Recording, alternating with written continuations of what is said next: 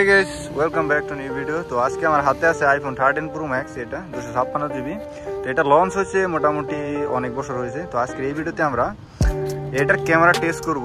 তো আপনারা 2024 সালে যারা এই ফোনটা নিতে যাচ্ছেন, তো এটার ক্যামেরা পারফরম্যান্স কেমন হবে, তো আজকে এই ভিডিওতে আমরা সম্পূর্ণ একটা ধারণা দেওয়ার চেষ্টা করব।